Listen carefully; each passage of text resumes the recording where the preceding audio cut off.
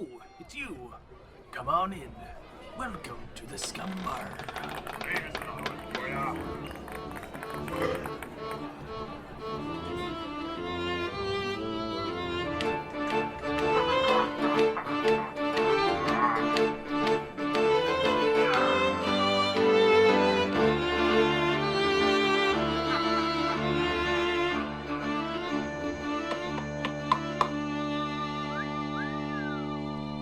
Welcome to the Scumm Bar Podcast, episode 51, where we talk movies, video games, pop culture, books, Baby Yoda, and everything in between. I am your host, Matt Brush, and with me today, a Mandalorian from the Outer Realms, or Regions, or Rim, or whatever they say in Star Wars. He is... Manthos. I have spoken. Manthos. It is the way. That's what I was gonna say. It is the way. I couldn't remember what they said. Well, that guy says that too. I have spoken. I have spoken. What's the actor's name? I was gonna say Mickey Rourke. No, it's Nick Nolte. Nick Nolte. Yeah. Mickey Rourke. Yeah. Yeah. So that's right. You heard it here first, folks. We're gonna talk about Mandalorian. No, we're talking about Baby Yoda. Baby Yoda and Mandalorian. So I mean, as we already have mentioned a little bit about Mandalorian when we first watched the show, I watched maybe an episode when it first aired, and then I just didn't watch it again until last week or so, and I've just binged the whole thing. Nice. And most of that was because my fiance at the time, I didn't think she was gonna like the show. I even told her straight out, "You're not gonna like this show." Well, then you put it into her mind. That's your fault. I guess so. Honestly, that's how you get her to do something. You say that she's not going to want to do it, then she does it. It's funny. She's competitive like that. But, I see. It's the competitiveness. So cool. She ended up hearing from her friends at work something about Baby Yoda, of course, as we all did. And then she said, "Let's watch it." And I was shocked. The Baby Yoda effect worked really well on her, and I feel like maybe that was their marketing all along. Throw Baby Yoda in there to get some people who might not want to be into the show really into the show, and it worked on her. Like, it really worked. So worked for me. Yeah, it worked for me too. I wouldn't honestly. I didn't find Baby Yoda super cute. It was cute, but it wasn't like the crazy. Like, it was just another cute character. Like, lots of shows have cute characters. It's not anything new.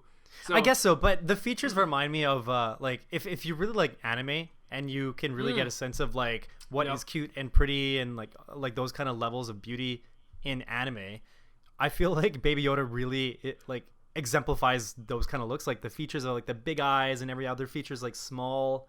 You know what I mean? Because like anime characters have really big eyes, right? Yeah. And then there's so much that happens in those eyes because there's room for it, but.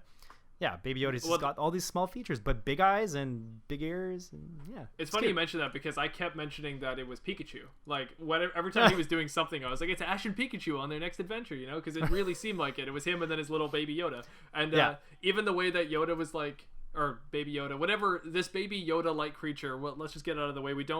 It's not Yoda, but it's something. You know, it's something of the Yoda race.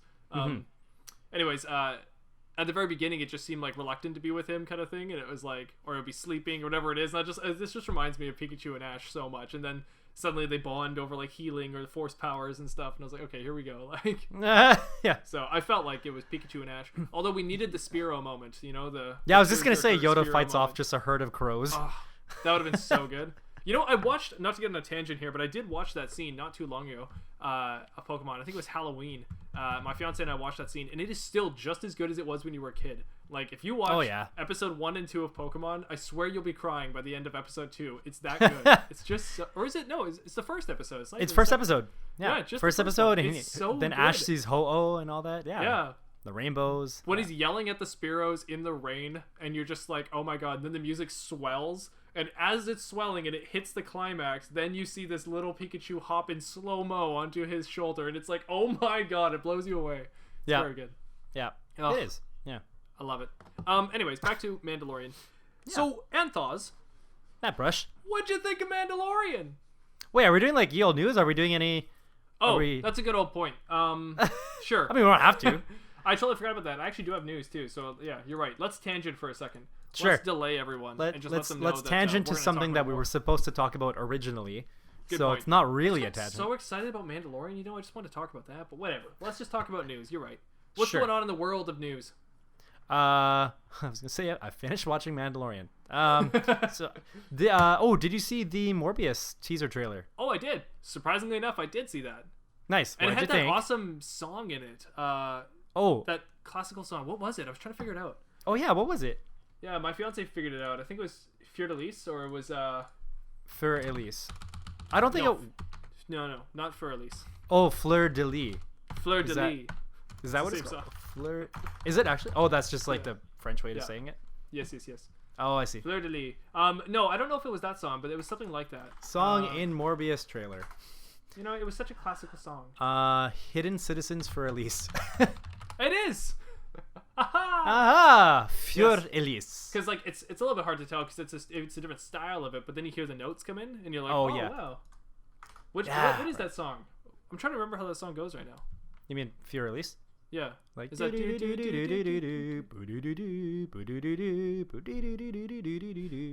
you. Yeah, I got it. So now I can't really remember how the Morbius trailer does it, but it's like different, you know? It's like I'm guessing. I don't actually remember it. Whenever I think of like vampire movies, they're always in some sort of like metal rock music version. So I just assume that's actually really fitting for vampires, isn't it? Because they live forever.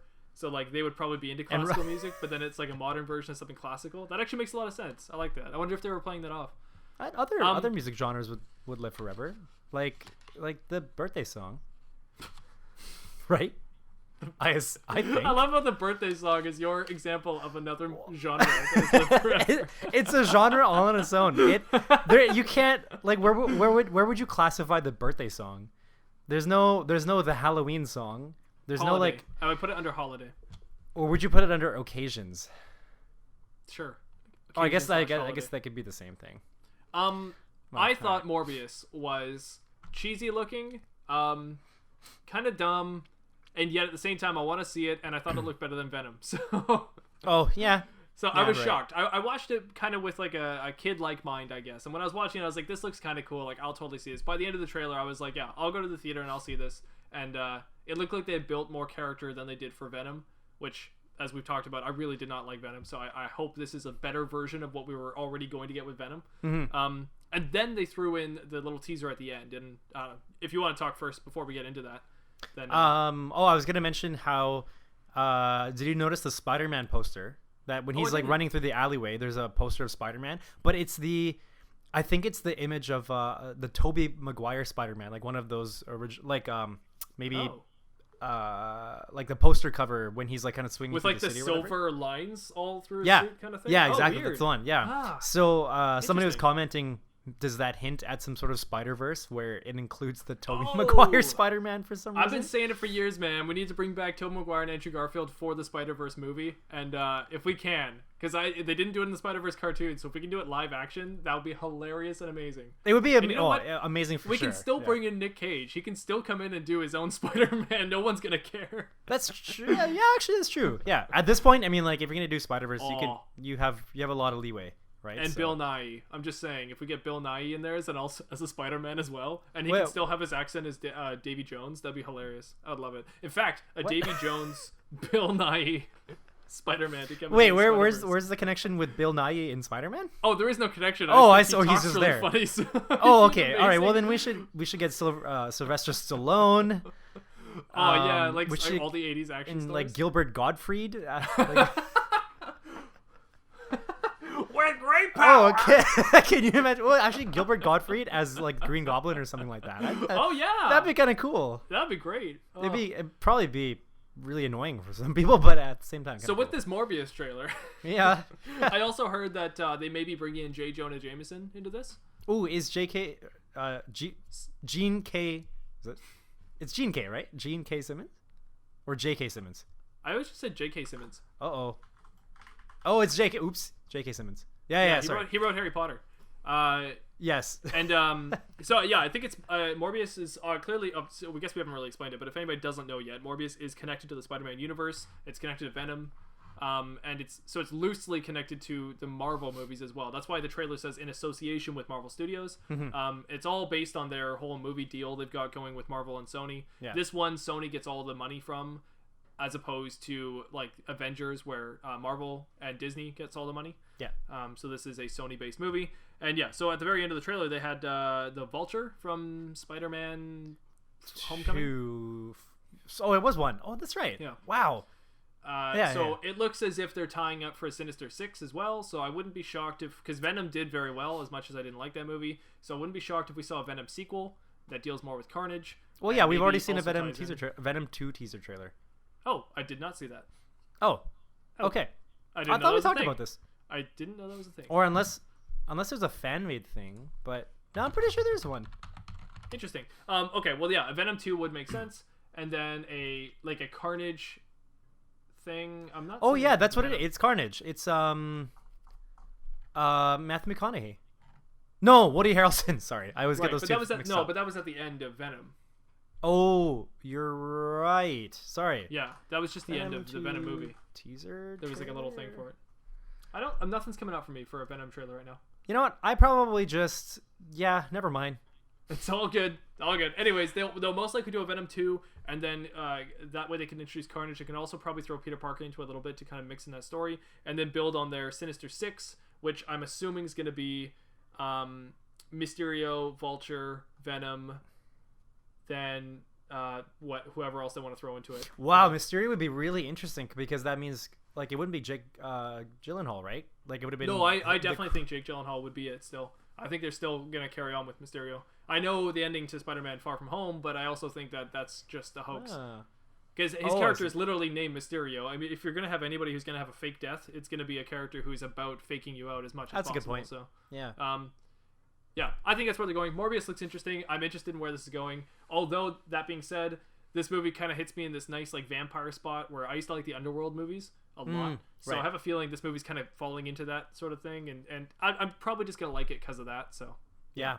And so now Jared Leto joins us as one of the actors who is now in both DC and Marvel movies. Oh man, yes. And like the world of Jared Leto too, man. It's so weird. Sometimes he is the worst actor I've ever seen, and sometimes he is amazing. It's crazy. One was he really bad?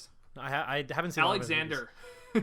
I have not in seen Alexander the Great, he plays Alexander's boyfriend, and he's awful in that movie. Not because he's Alexander's boyfriend, but because his acting is awful in that movie. Okay. The TV show My So-Called Life, that he was like the love interest in. Nope. That was a funny role for him. Requiem for a Dream, he's pretty good in. Never seen it. He's not bad in Requiem for a Dream. As Joker, really didn't like him at all. Yeah, but he didn't have a lot of time to be Joker. Regardless, even his small scenes as Joker, he doesn't seem very good. I didn't enjoy him. But this trailer, seeing him act in this trailer, like he's got weight. I don't know how to describe it, but he's got this weight with his character that I'm like, okay, there it is again. Like, well, yeah, when he was in Dallas Buyers Club, I think he lost a lot of weight. I heard really that's skinny. good, yeah. So now he had to put on all that weight back for this movie. So he's looking regular. That makes sense. That makes sense. Not what I meant, but that makes sense. Yeah. Okay. Yeah, I heard he was good in Dallas Buyers Club, but I never did see him in that. No, I definitely don't think he's a bad actor. It is just a world of two different Jared Letos, though. There's the Jared Leto that cares, and the Jared Leto that gets a paycheck. Is my assumption. Okay. But that's what I think is happening here. All right. Cool. And most actors are like that too. I mean, case closed is Robert De Niro. You watch him in most movies he's in these days, or you watch him in The Irishman, right? You can see a Robert De Niro that gets a paycheck and a Robert De Niro that actually cares. And yeah, it's night and day for a lot of these actors. Interesting. I have yet to see The Irishman. I'll try. That's a good one. I'll try. Definitely check it out. We'll talk about it. Cool. What other news? You got other news? Oh, I was just gonna mention. Last episodes, I called that it would be 1 minute or 1 minute, 1 hour and 12 minutes. It was 1 hour and 14 minutes, I believe. It was so close. Really close. When I was editing it, I considered like just making it happen, but I was like, no, I won't do it. That's fine. I want to let it be. So I started watching The Witcher. Well, I've only seen the first episode. Ooh. I'm keen on watching the rest, but I'm trying to watch so many things at once right now. And usually when I take breaks at home from work, I'll watch like a quick episode. So usually like something that's 20 or 30 minutes. So I'm caught up on My Hero Academia, but now I'm watching Demon Slayer. And man, Demon Slayer, like right from the beginning, I was hooked. It's so good. Demon Slayer, is that another anime? Another anime, yeah. I don't know if it's on Netflix. Demon Slayer. But it's oh shoot, what's it called? Kimetsu no Yaiba. Kimetsu no Yaiba. Yeah, because obviously. if you search Demon Slayer, there's a couple different anime series, and they're completely different. So you have to watch the one with kid with the red hair, scar on his forehead, sword. Yeah, that's the one you want. Yeah. Is it in Japanese? Do I have to watch it with Japanese audio? You always have to watch them in Japanese, Matt Rush. No, you're never. No, Netflix does not. English, if they give you English audio, you don't have to do that. Japan doesn't give you English audio. Yeah, well, Netflix gives you English audio. Don't trust Netflix. There's a reason why other streaming services are coming up. It's because Netflix is doing it wrong with anime. Nope. Don't listen to anime. I disagree. I mean, don't listen to Netflix. I am the 1%. I am the 1% that listens in English. Okay, anyway, so yeah, I watched one episode of The Witcher, and it seems pretty cool. Do you listen to it in Japanese audio? I listened to it in Witcher audio. It's just a bunch of screaming. You have to. There's no subtitles. You just have to. You have to figure out the title or the text for yourself. Have you seen it yet?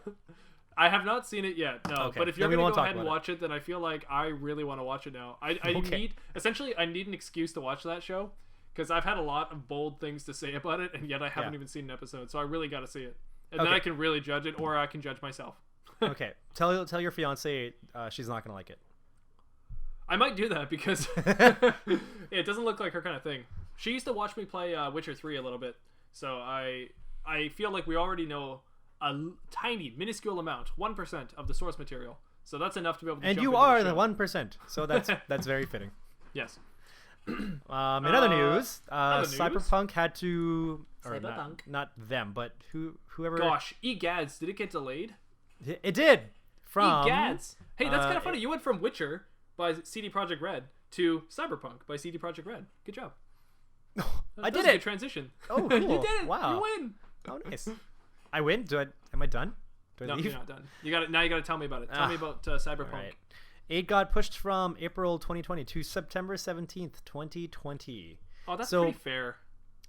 Well, that's only a few months. And that happens like often, doesn't it? Like, big title games they'll get pushed back quite often, and I think this is supposed to be, or people are speculating that because of this date, like September 2020, that it might, it's kind of like sparking hope for a PS5 version, because I guess PS5 is supposed to be coming out in December 20 or like winter 2020. Is it really? Holy smokes! I think so. Oh, I'm so behind on video game days. Or you know what, the some sort of information is going to be launching soon about the PS5, I think. Wow. From what I remember.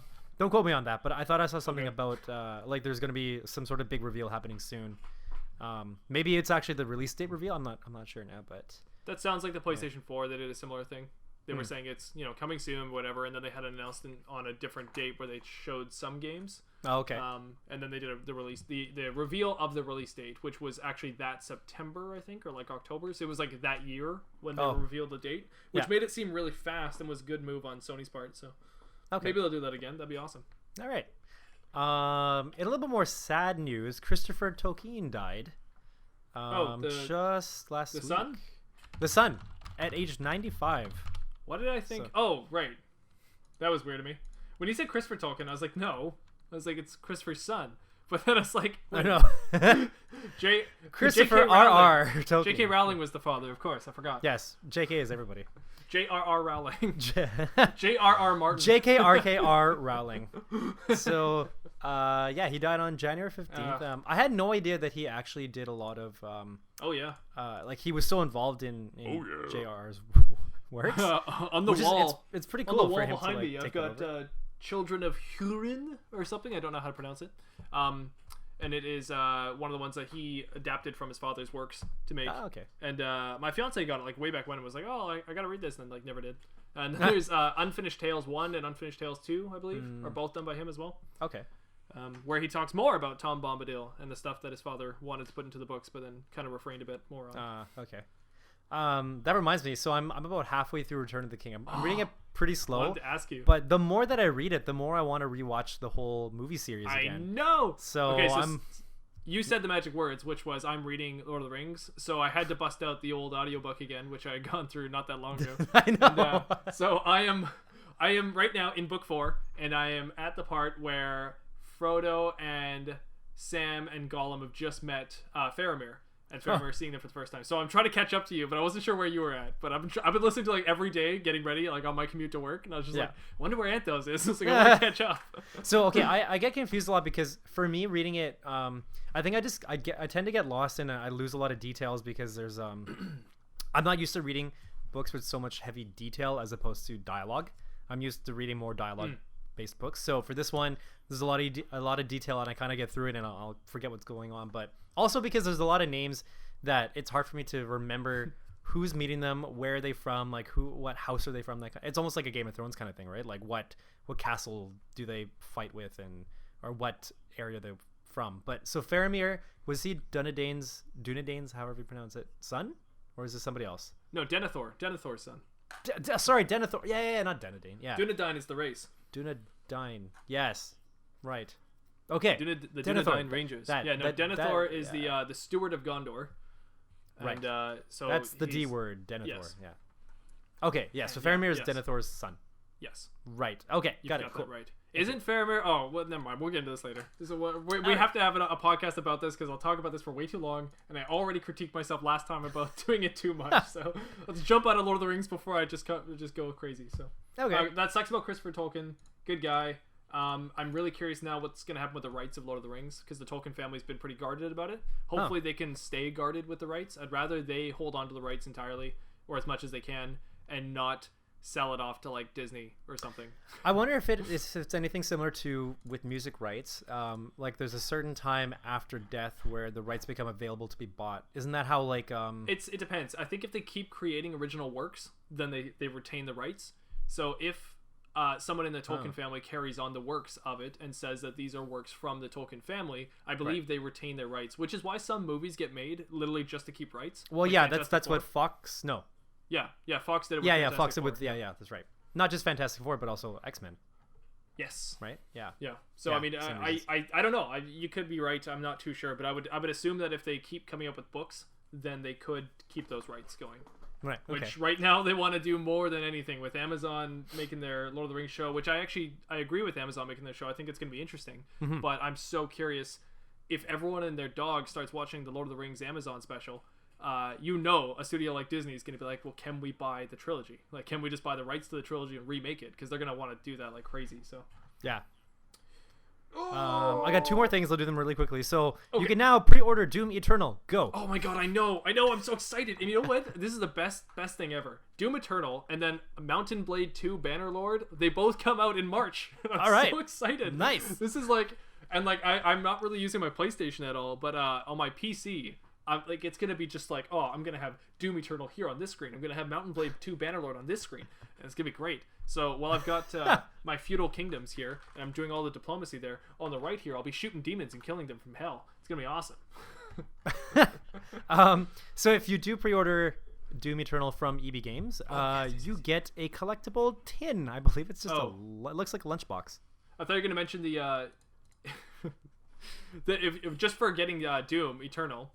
They give you a digital copy of Doom 64 on Nintendo 64, which is such a unique version of Doom to anybody who knows this Doom. It's so weird looking, and they're re-releasing it in like a digital version for you on Doom Eternal, so you just get it for free.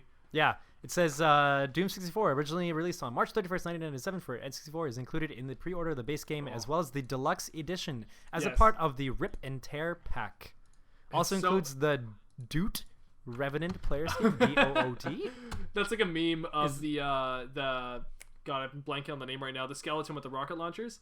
There's a meme of him, but they put like this like trumpet horn on him, so it does this like doot thing. It just becomes a stupid meme, but it's hilarious. Anyway, so they steered into the skid and they put the meme into their game, so now you can have the demons have that.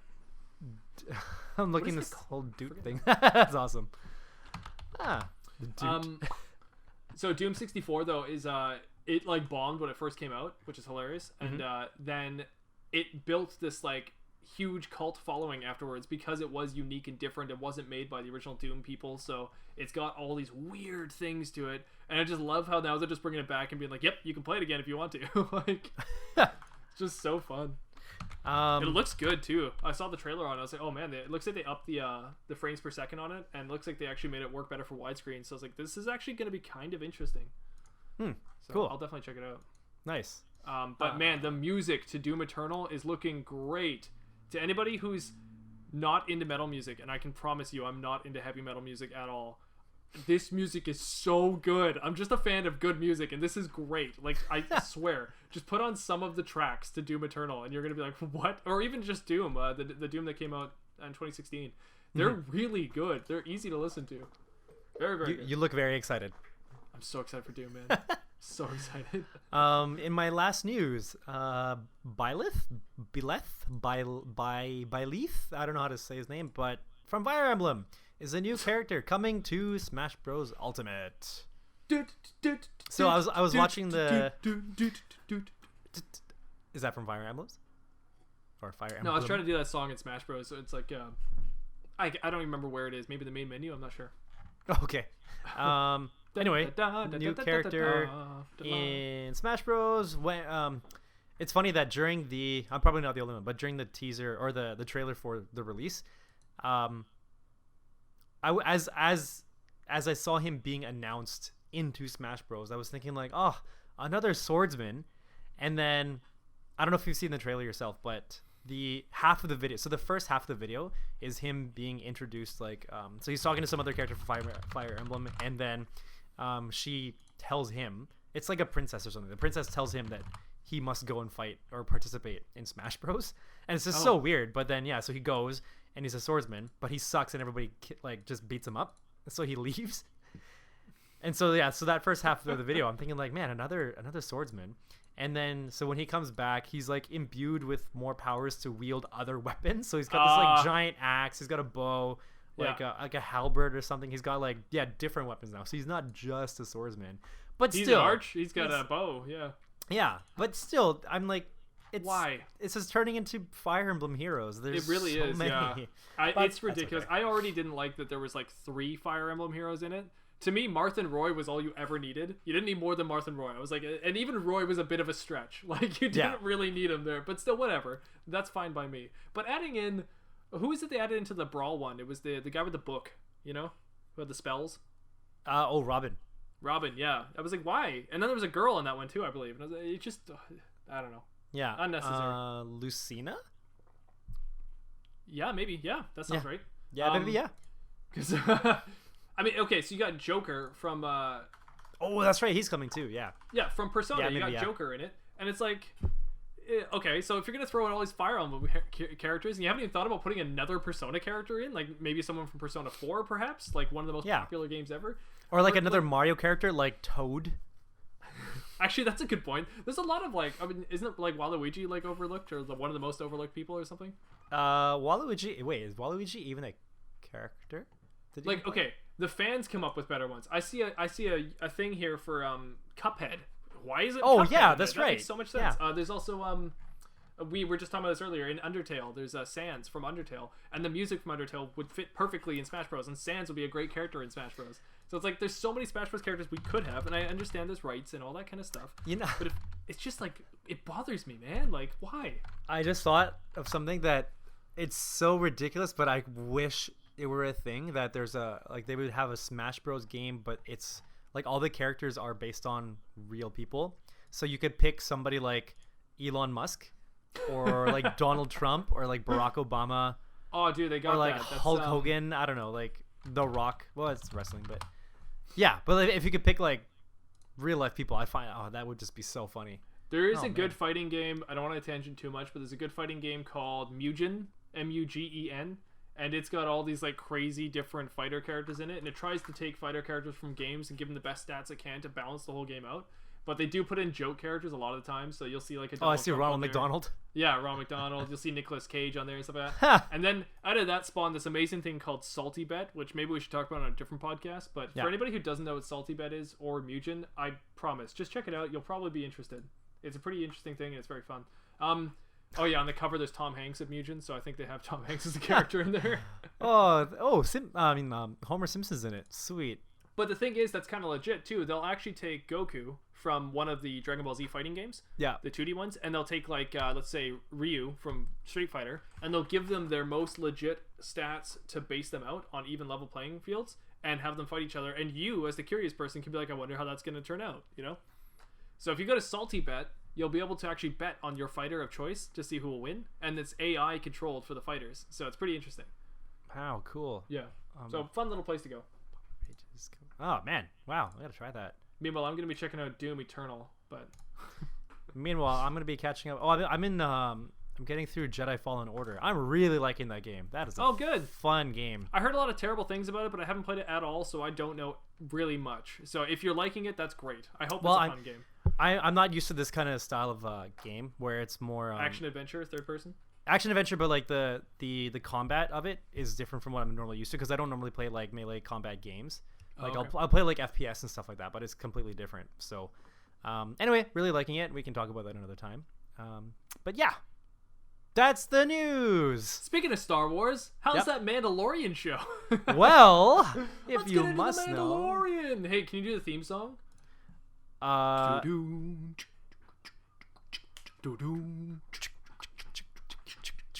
think that's it, right? I can't really remember the rest. It just does Mandalorian, and the text slowly crawls in and goes doo-doo.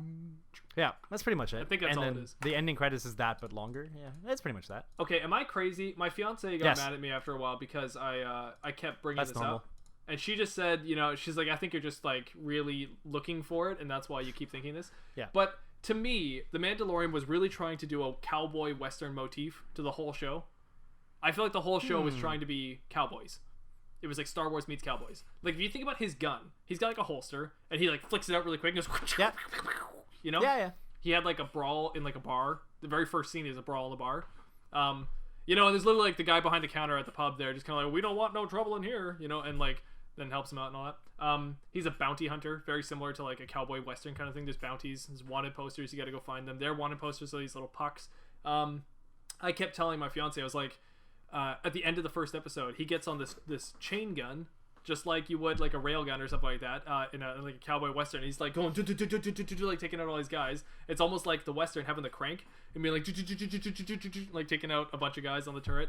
And then I was telling her, I was like, okay, we're gonna need some kind of train scene, you know, like for a cowboy western, there'd be like they would get on their horses and they jump onto a train, and then they would now fight a bunch of guys on the train. Well, in the second episode, when he's going on to the Jawas moving thing, I was like, this is similar sort of to what I was talking about with the train thing. I was like, it's like he was on his device and then jumped onto that and then was now climbing that, scaling it. Although it didn't really turn out that way by the end. It was similar, so I was like, maybe that's the motif they're going for. And then my last thing was he's got the grappling hook, which is similar to a lasso of a cowboy. So, and he's trying to wrangle that creature in the second one, where he's trying to get the egg from the creature thing, and he's like wrangling this whole creature with his, you know, all his gear. So I don't know. Am I forcing this, or do you think that was actually a motif they were going for? Oh, and also in the movie Wild Wild West with Will Smith and Kevin Kline, they fight the like whatever the main bad guy is. Like he's on a wheelchair. He's one of the presidents, isn't he? And then I don't know. No, he wants to kill the president, I think. Oh, I thought he was a president. Loveless, I think is his name. So he doesn't have legs, or he doesn't have his lower half of his body, so he's in a wheelchair. But his wheelchair turns into this giant spider thing. Yeah, I remember that. And then his train thing is also like a giant spider. So really, in the westerns, they also fight these giant mechanical things. And the Mandalorian did have to fight the AT-ST at one point, right? You're right. So oh my yes, gosh, the Mandalorian is a remake of Wild Wild West. It is. Yes, absolutely, 100%, unequivocally, yes. It is a remake. Yes. I mean, I don't know. Maybe I'm wrong on that. Maybe it was only for some things, too, because you're right. In the episode where there's, like, the little village, and him and that other bounty hunter chick, like, save the village from the AT-ST, that, I don't know, that didn't totally really seem like Western, other than it seemed like The Man with No Name, where he comes into a town and solves their problems and then leaves. That's very similar to a Clint Eastwood film. But, the actual conflict and the way they solved it was more akin to like a samurai film or something, right? It was like this one like lone warrior walks into a town, trains them all how to fight and like defend themselves with their what's that K word for fighting? Kendo sticks. Yep. And then just leaves, right? So I mean, it seemed like to me more of a samurai influence there. But I actually think this is funny we mentioned this. I think the original Star Wars 4, 5, 6, or 1, 2, 3, however you like to say it. Yeah. I think they were supposed to be like spaghetti westerns and like spaghetti? spaghetti westerns, like the term, the genre. I mean, but I don't, like the old school westerns, like the when they have the lasso writing, spaghetti writing, and all that, and the oh, old school Western okay. kind of I was thinking motif. like instead of tumbleweed, it's like meatballs. Okay. And like the old school samurais, like Seven Samurai, is that what it's called? I can't remember right now. Like Ronin. No, like back in the day, like in the 60s. No, before that, like the 50s and stuff, with the black and white like samurai films. Oh my gosh, what's the Seven Samurai? Right? I think it's called Seven Samurai. Sure. I'm going crazy here. Whatever and then, you say. Yeah, Seven Samurai, 1951, Japanese epic samurai drama film. Cool. Kurosawa. Kurosawa. Oh, Kurosawa. Oh, yes. Kurosawa, And so, anyways, it's well known that Star Wars was based on a lot of those things, like the old school Zorro and like the Flash Gordon serials and stuff, and spaghetti specifically Western the serial and all that. Yeah, and so was Indiana Jones for that matter. Like these two movies are like, and so anyways, maybe that's why it felt like that to me. Maybe Mandalorian was just trying to do the same thing, and I just kind of ran with the one thing, went that way, but. I don't know. I maybe I'm exploding with too much information right now, but that's just what I was thinking while watching the show. That's where my mind was going. Like I can see that. I mean, like the scenery, there's like sand and stuff everywhere. It looks kind of like run down, like not necessarily modern in some ways. So yeah, I can see it. I liked. There were so many little things I liked about this show. So many really good, strong things that came out of the smallest stuff. One thing was when he grabbed that one bounty hunter friend and they went off to go kill a sniper. And like it's such a weird, just sort of one-off episode, right? And they went and grabbed those speeder bikes and just went off on the speeder bikes, and that to me was so fun because it was like going and grabbing your horse or whatever and going on an adventure. But it was like they just grabbed these speeder bikes and went off on like a day journey somewhere, and like it had nothing really to do with the overall plot, but it just sort of happened. It was just something interesting that happened.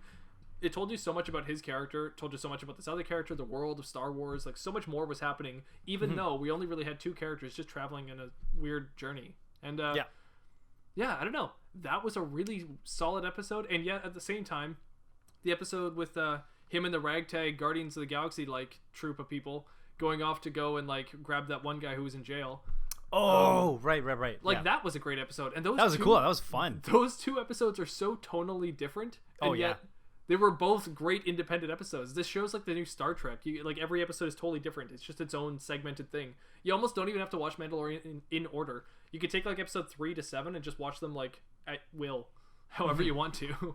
Yeah, I definitely agree with that. Maybe they are going for something like that because, like right now with each episode being that you don't necessarily have if the case is you don't have to follow each one or episode one by one, then it makes it a little bit easier for. Maybe it makes it easier for rewatching because you can just watch it over and over again, and it really doesn't have as much of an impact on missing out on information because you just get to enjoy each episode as is and like it for what it has. Yeah, so, yeah.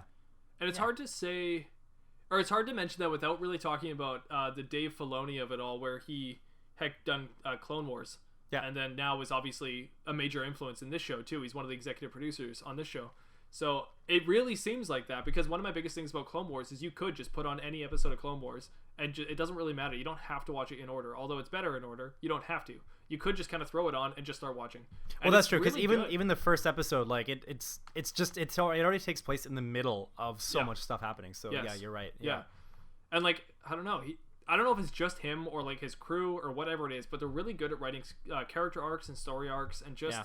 In a way where if you watch it all together, it's all one solid story, but if you watch it independently, you still know what each of those characters are doing and how they will react in other scenes later on, right? If you can ever take a character out of something and just totally remove it and put it into some random scene you've created in your head, then that's when you know a character was built well and that you understand that character. And I don't know if that was a lot of Dave Filoni in this or if that was Jon Favreau who did a lot of that. I'm not too sure the influences on why this show is so good, but it just is. The talent behind it is really good, and everyone seemed to be listening to each other to make a good show. So yeah, good on them. I really enjoyed it. I found it interesting how they, I guess they switched a lot of. To me, it seems like they switched a lot of focus to, on certain characters. So, for example, Nick Nolte's character. How they killed him off, and it almost seemed like he was sort of like the mentor it's like to some extent for the Mandalorian for this season in a way, right? Like he met him during the first episode, and he got him to where he needed to go, but he also helped train him a little bit. He helped him understand maybe what his potential role is as the Mandalorian, you know, like bringing peace back to his town, to his area, or to his culture. Yeah, just to his little land there. Yeah, sure. And so we almost have it almost seems like there's a lot of weight being pushed onto this character in terms of how he's going to impact the rest of the show, or at least the Mandalorian himself. And then he's always behind the scenes, but then he becomes a little bit more involved, and the minute he does, he's killed off. And it's almost like you know, what is this character supposed to be to the Mandalorian? What kind of relationships does the Mandalorian actually care about, right? Because so far he shows the most care towards Baby Yoda, the one we would probably think he's the most reluctant to. But at the same time, he's also giving these other people the time of day. He comes from this like bounty hunter affiliation where they they protect themselves. It doesn't necessarily seem like they are willing to go out of their way to protect other people, but he's doing that. So, you know, they're painting like a very, very different picture of him. And then also in terms of the character development, I put this in quotes for the IG droid, because the IG droid, we see him first as like the bounty hunter, or the like assassin droid. So he comes and he's just supposed to shoot everything, kill Baby Yoda. And then eventually he gets reprogrammed to protect Baby Yoda. And so it's like, oh, so now we don't even see that until the last couple, maybe 2 or 3 episodes. Yeah. And then it's like the second to last episode, I think. Oh, so yeah, even less. So that means second last episode, and then in the last episode he sacrifices himself. So it's almost like, wow, we're getting tied into this character for, I mean, maybe like 2.5 episodes, but 1.5 of those episodes is this IG droid being like a good protector when we knew him as the one who was supposed to be killing Baby Yoda. So, but it serves 2 purposes, and that's like why it's a good show, is because it's not just doing one thing. It does create a good solid arc for this character, which we find really interesting, and by the end of it you end up liking that character, which is so great. That's already a good solid thing of the show. But it's also serving it's like the metaphor of him not trusting droids at all.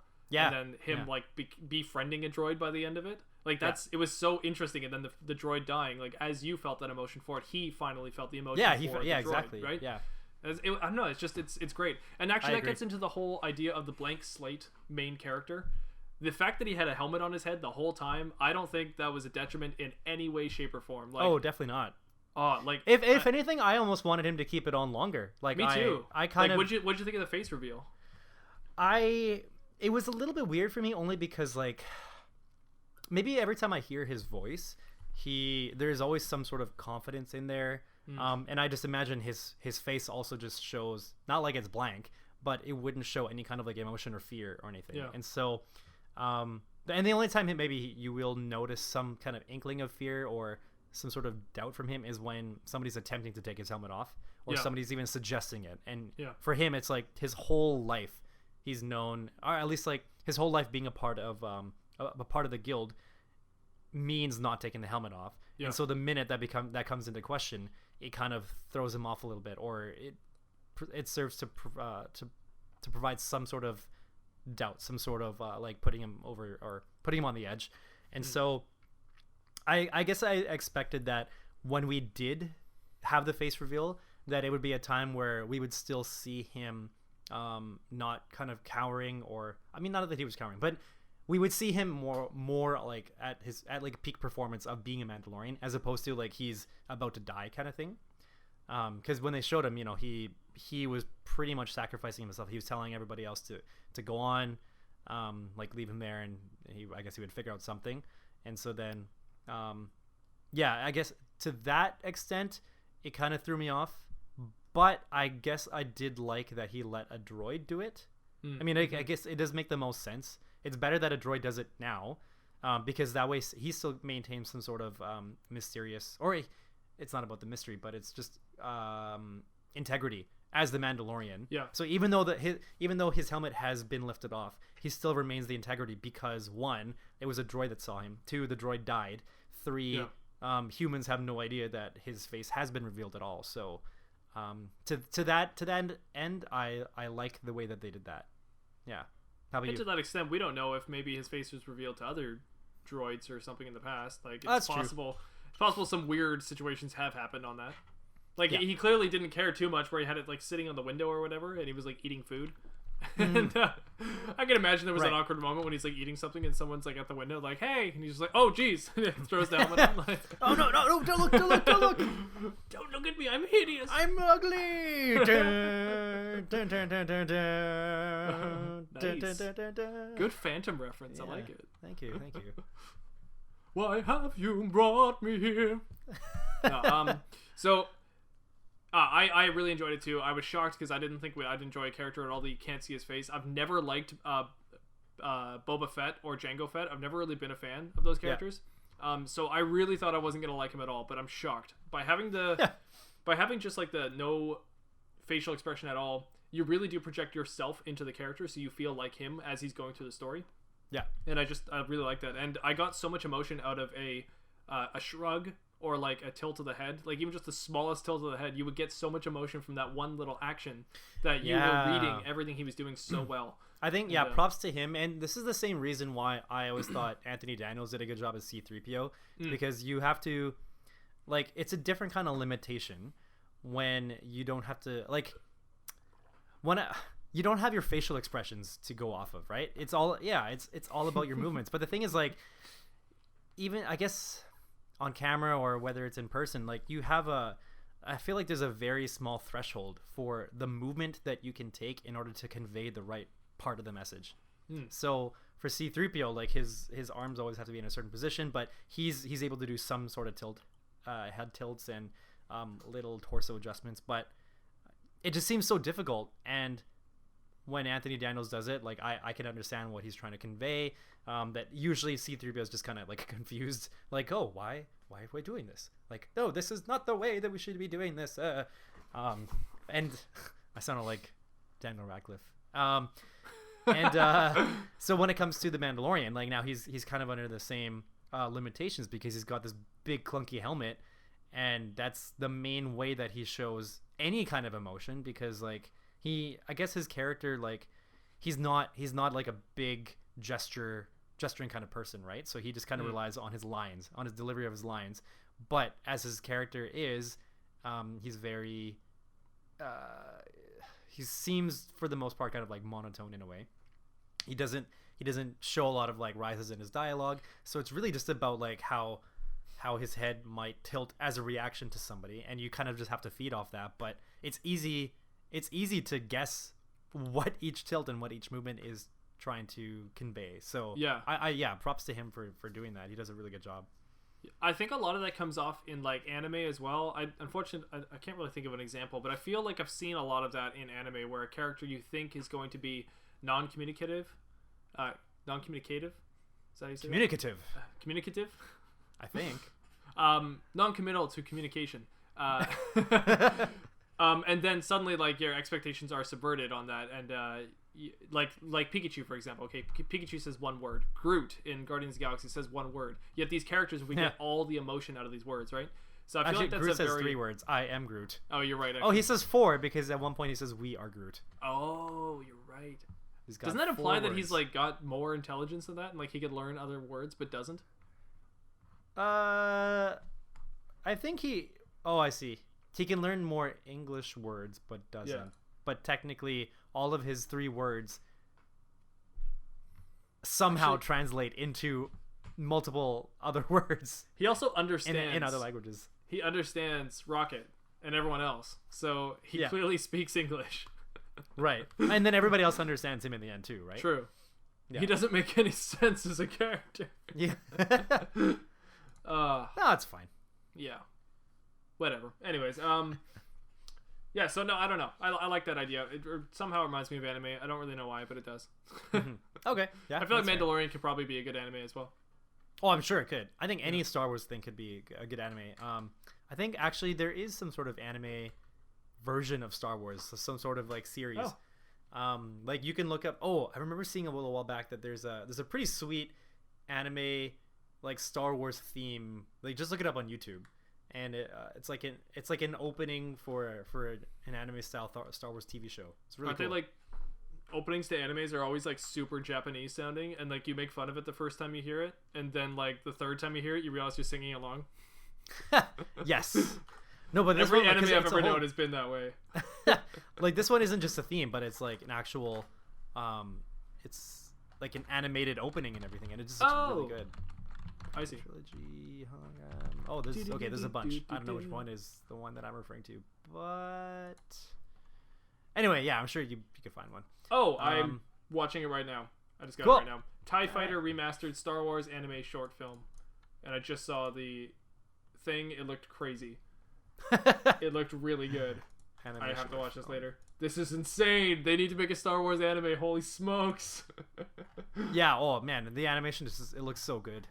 Okay, I don't have much more to say about Mandalorian, but I've got a few more things to say about Star Wars. So let me just say, I enjoyed Mandalorian for what it was. I like the ending. Like I want more of this show. I assume they're gonna make more, so I don't have much more to say. Then I'll watch more when it comes out. Yeah. I enjoyed it and it was great, and I just want more of it. More of the same, please. Okay. So yeah, that's fair. What are you thinking? Yeah, I'm looking forward to seeing what happens with what's his name, Moff Gideon. He's the guy who plays the mirror in Once Upon a Time, the TV show. Haven't seen that show. It's okay. I'm sure he's in other stuff too, but I know Lord Farquaad's mirror from Shrek. Oh right, yeah. Right. What was I gonna say? Oh yeah. So at the end, he comes out of the TIE fighter and he's holding the Darksaber. Oh yeah, you'll have to explain this to me because I don't remember much about Darksaber at all. When I saw it, I was like, "Oh, this is something from Clone Wars," but I don't remember what it is. And my fiance's all like, "Oh, what is this?" And then I was like, "I think it's in Rogue One too." So we watched all of Rogue One, and it's barely in Rogue One. They mention it. Is it in Rogue One? Really? It's not in Rogue One, but they mention it. Oh, they mentioned the Darksaber. Whatever her name is, Jyn Erso. I'm such a nerd at this moment. She was able to look through the data files, and she found something for Darksaber. And yeah, it's like one of those throwaway lines. She's like, "What is this? Darksaber? Oh, here's the Death Star plans." And you're like, I see. Yeah, they just do that as like it's an Easter egg thing. Exactly. So the Darksaber was I don't know the exact history, but so in Mandalorians, when they actually, I'm just gonna look it up. It makes more sense. Why bother guessing when I can just look up stuff? Perfect. Ancient and unique black-bladed lightsaber created by Tar Vizsla, the first Mandalorian ever inducted into the Jedi Order. That's what it was. So, yeah, in Clone Wars, they actually have it quite a bit. And I think Mandalorians in general, so they're known for being able to construct like really good like advanced technology and things like that. Like the Beskar armor. Yes. Oh, the armor's so cool. That is so cool. I really like that concept, and it made me so interested in it. Like, as somebody who likes developing games, like I was already trying to think of like an MMO for Mandalorian's universe, and I was like, Beskar would totally be one of those things that you've got. Like, you either get paid in Beskar, or like you obtain it and you know it's worth a lot. Like, yeah, I don't know. I was already building up on that just from that one little item. I got so excited. Yeah. Oh, that would be cool. Anyway, so yeah, the Darksaber, or just their technology in general. Like, so they're. We see already from the Mandalorian, they create their like the rockets, their weaponry. I can't really think much about Clone Wars, but in Rebels, one of the characters is Mandalorian, and she's really good at like reprogramming stuff so they can like sneak into the Empire and stuff like that. And I think she even creates this this machine that will target either people with like that are wearing certain metals or certain materials to just like electrocute them. So I think it's just supposed to show their like their brains and their tact, and they're also very strategic and used to being in war and combat and things like that. So they're just all around top notch people and fighters. So anyways, yeah. So the Darksaber, it is capable of being used against a lightsaber. Like, it doesn't break when hit by a lightsaber. You can use it pretty. It's exactly like a lightsaber, just in the form of more of like a sword rather than like a cylinder kind of shape. Anyway, so I'm really curious to see if they talk about how Moff Gideon came to hold it. I assume they will. It wouldn't make sense if they didn't. And then what's going to happen later, because with that being available now, and the Mandalorian being a Mandalorian, does that mean he's going to acquire that eventually? That'd be interesting. Yeah, so that's going to open more options to, I guess, just him as a character and him as a fighter, and usually the one who holds the darksaber sort of like leads all Mandalorians, I think. So, okay. But then, you know, with the guild kind of falling to pieces, who's even left? I think she said, I can't remember what the female Mandalorian was saying. There were maybe like 5 or 6 that got away before the Empire came and like destroyed the guild. Right, yeah. So there it was are like some the out there. Saiyans, you know, they were like very vague about it. Like, yeah, we're all wiped out except for a few that got away. It's like, that's exactly. a good line, because you're probably gonna want to come back to that. Unlike in Dragon Ball Z when they were like 3 Saiyans survived, then later on they're like, yeah, I don't know, a bunch of Saiyans survived. Like, yeah. So I didn't really think about this until now, but I guess this whole time, you know, with him, with Mandalorian saving Baby Yoda, Boda. And now getting involved with Moff Gideon, I guess they're going towards this big conflict with the Mandalorian and the Empire. So that'll be interesting to see, because that's I feel like that's a lot of story to tell with a small with one character.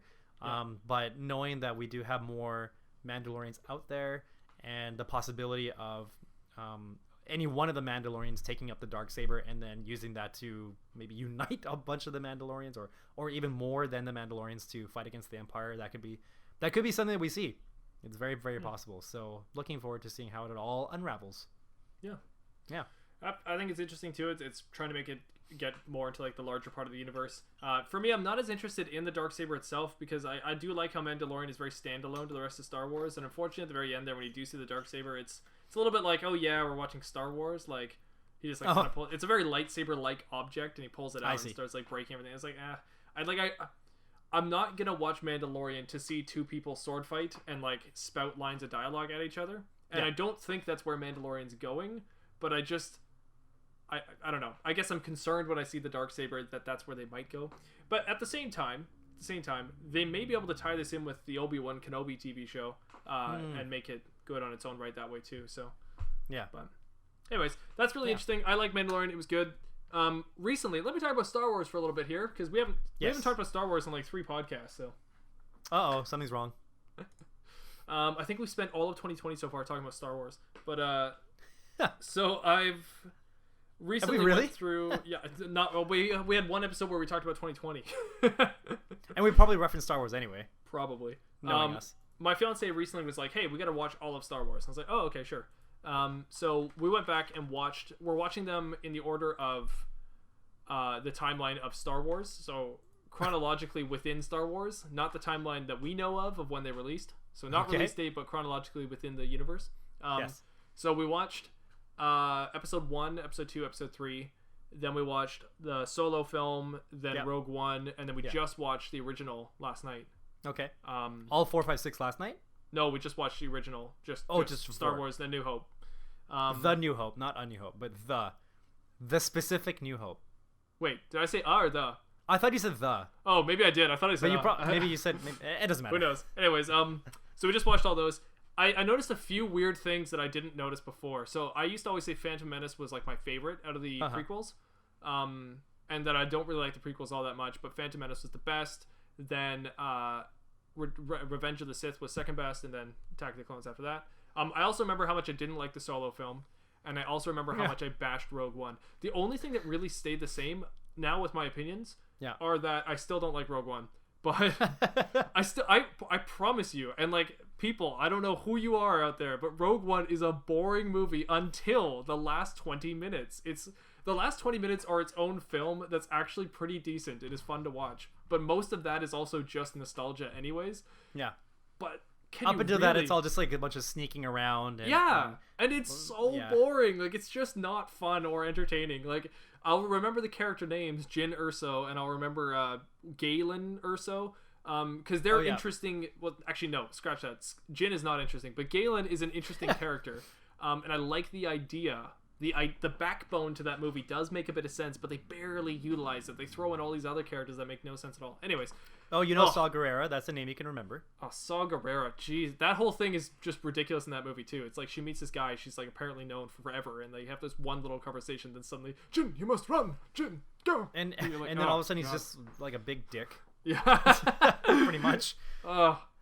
Anyways, the Han Solo film, let me just say real quick, that movie is awesome. Like, really? I saw it in theaters and I hated that movie. Man, I really didn't like it. And I just watched it and I was like, this movie is so good. Like, it makes Han Solo just a great character again. Like, it got me excited to watch the original trilogy because I was like, here's Han Solo. Like, I don't know, I really liked it. Wait, okay, so do you like the movie because now you like the what modern Han Solo would then be, or do you like the movie because the movie itself is good? Because the movie itself was good enough to get me pumped for the Han Solo character in the original trilogy.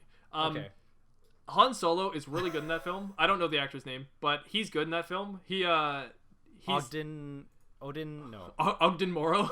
The great and powerful Og. No, he Alden Aaron Reich. Okay. Alden Aaron Reich. The Third Reich. Yes. Aaron Reich the Alden Third. all of the Reichs. Yes. No, he's just like really decent as Han Solo. Like, I really enjoyed watching him. I really like Woody Harrelson in that movie. I think he carries a lot of that film. Beckett. And honestly, like, Chewbacca's good in that film. So like those three together are all really good. And I still don't really like Lando, and I still don't really like Lando's robot friend. But it's not bad, and the chick's not bad in it either. The chick from Game of Thrones, like she's pretty decent. The movie kind of falls off at the end. It's trying to do something with like the villain, who's already a really weak villain. But Han Solo himself and his little journey is going on, especially him and like his whole protege thing he's got going on with Woody Harrelson. That's decent enough, and that movie moves at a good pace. So I just gotta say, I had fun watching it, and also coming out of Revenge of the Sith and going right into the Solo movie, man, does the tone change like crazy. It's insane. Revenge of the Sith is just like so much of like, you underestimate my power. Yeah. Anakin, don't try it. But then it just like goes to like Han Solo. It's so much better. Anyways, let me just say, Phantom Menace, I didn't enjoy. Like, I really did not enjoy Phantom Menace. I just liked the pod racing scene and then the battle at the end. And even the battle at the end wasn't all that interesting. And I was shocked how little I liked Phantom Menace. But then Attack of the Clones shocked me, and like it was actually more entertaining than I thought it was going to be. Yeah, I liked Attack of the Clones more than it used to. Yeah, it's actually pretty decent. It's not terrible. It's not amazing. Like, none of these movies are amazing, but it's not terrible either. It was definitely watchable. And then Revenge of the Sith, oh my god, what happened there? It's actually a good movie. Like, I'm watching this movie like, this is great. Like, you get over the dialogue really quickly. You get over the slow-paced scenes. I don't. I definitely don't get over it, but that's okay. There's something about Ewan McGregor in that movie. He really does. There's something about watching his character. I do believe him. Like, I really believe him. I have nothing against Ewan McGregor. I love everything he does. It's other. When you got the choir in the background doing the and he's like, I'll do what I must, and he's like grabbing his lightsaber. I'm just like, okay, yeah, this is cool. Yeah. But I don't know. They aren't that great, but I am shocked how much fun I had watching those movies just recently. Like, they're easily watchable. So I think I make fun of them a lot, but let me say, I apparently can still watch them and have fun with them. So they're all good. Phantom Menace is worse than I thought it was going to be, but they're all still good. Then Han Solo's at least you good. can have fun watching them. I think that's probably a big a big win for them, right? But the most shocking you too, thing. The most shocking thing of all was coming off of Rogue One and going into Episode 4, or as I always just called it, Star Wars. But it was weird. I don't like how weird it was for me. It was... Some of it was really from Rogue good. One to Episode 4? Yeah. Okay, like, some of it was really good still. Like, watching Luke talk to Obi-Wan for the first time and all that. Still really good. But man, my fiance did not like original Star Wars. Like, as soon as it happened, she's like, this is so slow. And then she also didn't like Luke. Like, and she remembers these movies from her childhood, but like, she just didn't like Luke anymore. She's like, so when she watched it recently, though, this was the first time she's watched it since she was a kid? Probably, yeah. Oh, okay. And she found Luke annoying. She thought his voice was annoying. And the battles were. But I was gonna go and pick up some power converters. Exactly. Yeah. It sounds. But that would whiny, lead them back home. Yeah. Luke, don't. Yeah. Home. Yeah. 3PO. Close the blast doors. 3PO. Yeah. No, and it's funny because she's not wrong, but to me, the nostalgia's hit in so hard that I took offense to it. You know, I was like, oh no, he's good. You know, but she also found Han Solo a little bit boring. She didn't really like Leia. She found the fight, like the fight with the lightsabers, really bad, which I can agree with. I guess. Oh, you know, sure, it's bad, but to me, I still like it. But then she found the ending, the trench run. She's like, they have like 6 ships. She's like, they sent 6 ships to like go and destroy the Death Star. She's like, we just watched Rogue One. There was like 400 ships, and I was like, yeah, I know. Like, and like, I don't want to use the excuse this movie was made in the 70s because I don't think it should be excused. The movie should still just hold up, right? Yeah. But she was making the point that it's almost like the prequels have ruined the original trilogy because things don't make as much sense. And she when she said the prequels, she meant more like Rogue One. And I was like, I guess you're right. Like, interesting. Because Rogue One does lead right into that movie, but it does take down a lot of what that movie was trying to do. Yeah. Especially because of the space battle at the end. It really ruins it. And maybe you could justify it by saying that in Rogue One, they sent all these ships and they all blew up. And so they didn't want to send more people to die needlessly in episode There's so 4. many things you could say to justify it. But regardless, I know her well. And I would like to defend a lot of Star Wars, but if she didn't like it, she didn't like it, and that's not on me to defend it. Star Wars is supposed to defend itself, right? So if she didn't enjoy the movie, she just didn't enjoy it, and I'm shocked. But I'm a little bit sad. So going into Empire Strikes Back, which we'll probably do tonight, I'm curious what she's thinking. Good luck. I'm really hoping she enjoys Empire Strikes Back because I do like this one a lot. So I like that one a lot too, but it is. I find that going from episode, even from 4 to 5, is kind of jarring because they got a good budget after that suddenly.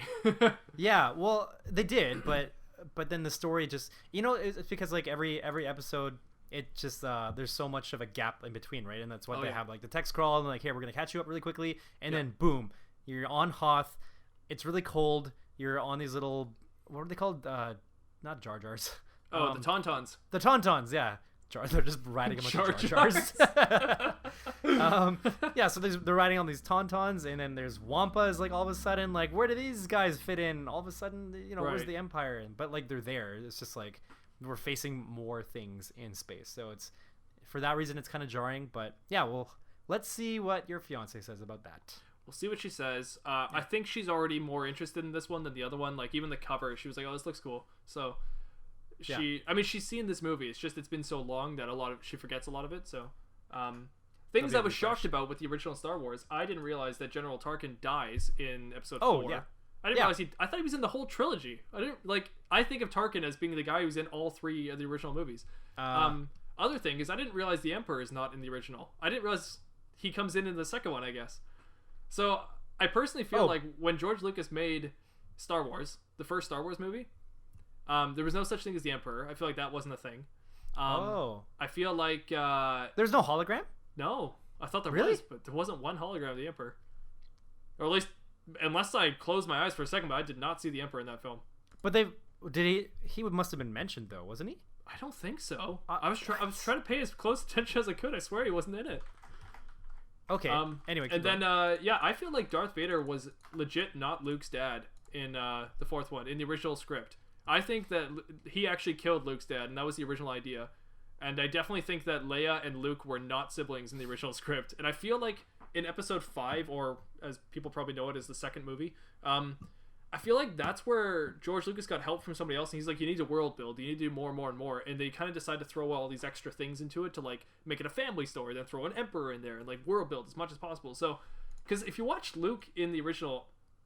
Like, it's not just the fact that he doesn't know she's his sister. It's the fact that I think even Mark Hamill doesn't know that because that wasn't a thing back then. Like, that was never a part of the script. And I feel like Mark Hamill's dad, as Mark Hamill knows, was dead and killed by Vader at that time. Like, I feel like that was all added later.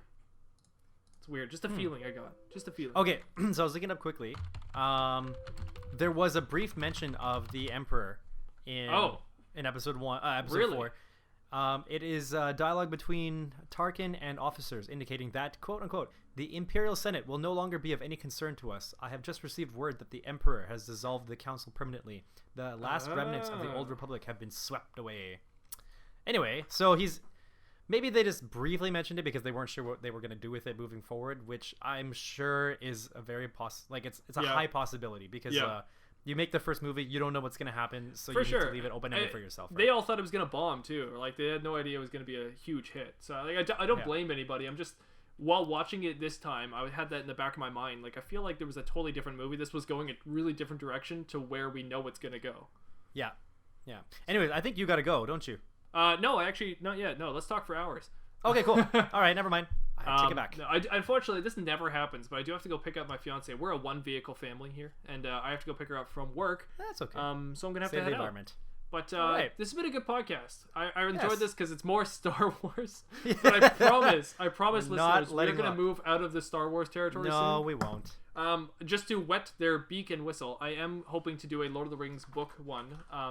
Since I'm in on it right now, and I know you're reading the book. No rush though. Don't rush your reading of it. Just finish it when you finish it. That makes sense. Yeah. Finish the book when you finish the book, and then I would like you and I to do an episode of Lord of the Rings, the book series. So separate from the movies. Although I feel like we'll probably talk about the movies as well. Mostly I'd like to talk about the books, and I want to ask you just a bunch of questions of your experience with it. Oh boy, I'm gonna have to reread a lot of it. No, it's totally fine. It's okay. It's also, if you forget something, that's not a statement on you. That's a statement on the book. That's just what it is. I'll have to. Okay, we'll talk about it then. I'm not saying that means the book is bad. Trust me. But I've gone through the audiobook now. This will be my, I don't even know how many times, but a lot of times, and I catch something new every single time. It's not like one line of dialogue. It's like I catch like a city I didn't even realize was there the whole time, and then I catch it. And I'm like, oh wow, like that makes more sense. Oh wow. All I know is every single time I listen to it too, Bombadil is a better character. I don't know why, but the more times you listen to the audiobook or I guess go through the story, Bombadil gets better and better. He just seems like a fun guy. I don't know why he's in the book, but I do like him when he's there. Yeah. You were mentioning the songs in it too. How did you hear the songs? Because I've only got the way the audiobook does them in my mind. But do you make the songs up as you go? Do you just kind of sing it in your mind? Some of them, but like you said last time, that not all the songs and everything, like the songs and the poems and whatever, like whatever you call them, like limericks that come up, they don't all rhyme. They're not in some sort of rhyming sequence. Yeah. And so because they're not, it's hard for me to do it. But I have a feeling that the song that I impose onto all the ones that I'm reading end up sounding the same. Like they probably have the same rhythm and more or less the same melodic flow, but I just forget because I think in the first 2 books there must have been like 30 different like limericks or songs or poems, and then reading through what is it, book 5? I'm just starting book 6 now, so in book 4 and 5 there weren't as many. Well, I guess more so in like 3 and 4 or 5 there really weren't as many. It was all just like in the beginning trying to I think it was George R. Martin, J.R.R. J.K. Rowling. It was really ruined that. One of those guys. One of George authors. Lucas. Yeah. So he was probably just using that time to create the world, right? Like, here's the language, here are the songs, here's the history. So that's why there's a lot more of that in the first 2 books. So but the first 2 books are more innocent, anyways, in their nature. So I feel like that's also maybe why there's more songs. Like they're in more innocent locations where songs would be a thing. That's true. I don't think the orcs and stuff later on, where most of the characters are going to be coming up with songs as much. Then again, I don't know. Maybe they do come up with songs. They're like the 7 dwarves. Yo. Or no. I was thinking. Sorry, no. I was thinking of those little owl monkey things from Porgs. The Wizard. No, the Wizard of Oz. Yo, yo. Yo. Yeah. Okay, that's it. I think we've talked about Lord of the Rings enough that we should leave. So, everyone, I hope you enjoyed this podcast. It was Mandalorian. Let us know if we missed anything about Mandalorian. Anthos. Mandalorian. If you want to talk about mandolins, that's cool too. Anthos, where can the audience find you? If you want to find me, you can find me on Twitter at Anthos1. That's at ANTH0Z1. And if you want to find me, you can also find me on Twitter at MacBrush Gaming. You can also find this podcast in video format on YouTube at MacBrush Gaming. Or you can just type in thescummbarpodcast.com. Also, if you want to listen to this podcast in audio format, like most people do, you can go to any of your favorite podcasting platforms and type in the Scumm Bar Podcast. And don't do the .com because that won't work. If you want us to send us like an email or some kind of like essay or talk about mandolins, you can send it to thescummbarpodcast@gmail.com or organs. Or you could go to Oregon and send us an organ. Sure. Why not? You could donate an organ. You do you. Send us an organ in Oregon, California. That would be great. Or is it Washington? Good luck. I think it's in Washington. Not California. Portland, Oregon, and then California. No, California's a California. No, Oregon's a state. Yeah, Portland or Oregon is a state. I was trying to guess California. where Oregon was in which state. That was my bad. I Oregon see. itself is a state. It's a Isn't it? Yes. Yeah. Well, you Washington. said Portland, Oregon. Portland's a city. Oregon's a state. Yeah. So yeah. Yeah. Anyways, that's a little bit of states geography for anybody who doesn't know states geography. We don't even live in the Specifically states. That's the why we're Northwest. confused on it. Yeah. We know provinces and territories. So, anyway, so that's all that. Let us know what you think. Give us comments, likes, subscribes. Give us all of it. We want it all of it. Everything. It's true. All of it. All of it is true. Give us everything. Give us everything.